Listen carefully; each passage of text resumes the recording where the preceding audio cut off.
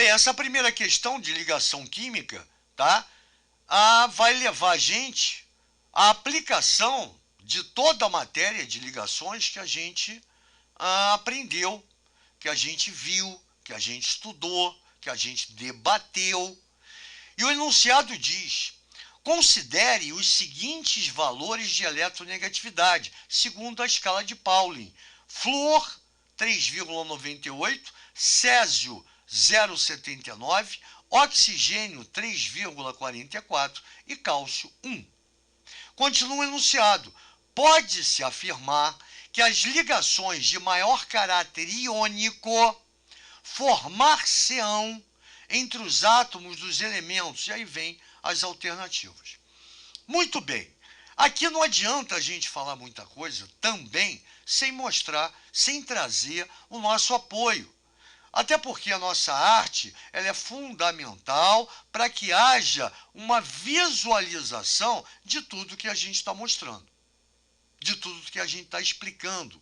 E facilita, evidentemente, o entendimento. Tranquilo? Só um minuto. Mais uma vez, uma apresentação impecável. E a gente começa falando, tá? Do caráter iônico de uma ligação. Então eu coloco, uma ligação apresenta caráter iônico acentuado maior que 50%, se a diferença de eletronegatividade entre seus átomos for superior a 1,7. Diferença de eletronegatividade superior a 1,7. Isso, segundo Pauling.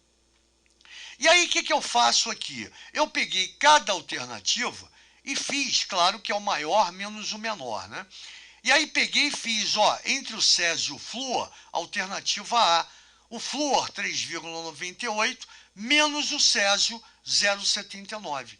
Então a diferença de eletronegatividade nessa ligação entre flúor e Césio, fluoreto de Césio, será de 3,19.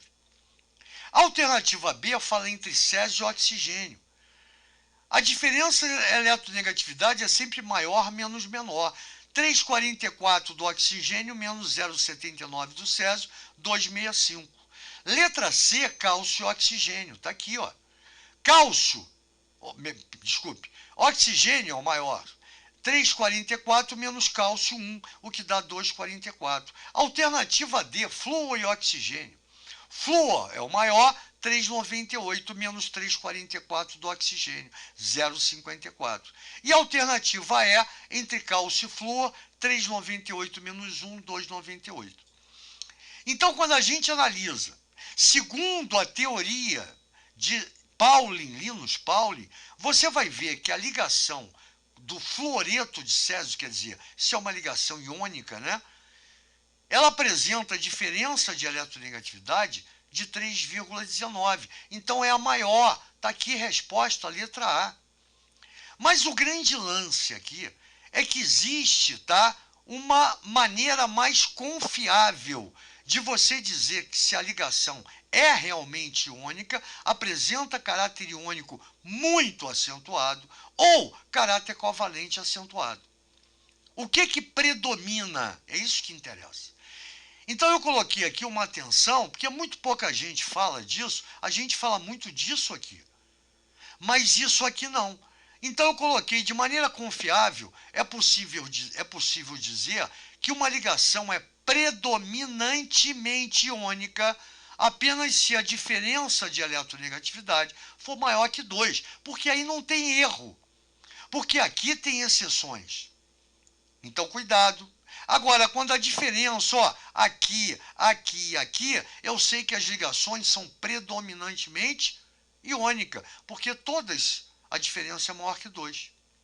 Já da mesma forma, será predominantemente covalente se a diferença for menor que 1.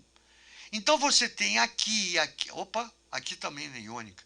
Aqui, no caso, é a única que apresenta uma predominância em caráter covalente, que é a ligação entre flúor e oxigênio. As outras, todas, apresentam, tá, uma predominância de caráter iônico, porque todas apresentam diferença de eletronegatividade superior a 2. Então aqui, ó, quando você avalia dessa maneira, não tem erro. Ponto.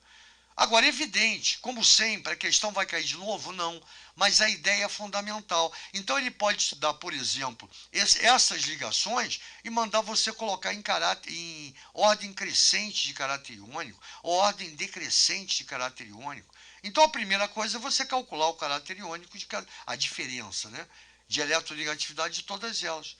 Eu falei caráter iônico, esquece. Diferença de eletronegatividade. Então isso é fundamental, aquela ideia que eu falo que a gente não pode deixar passar batido.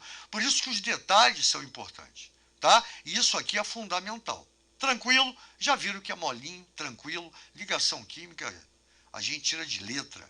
Valeu, gente boa, grande abraço.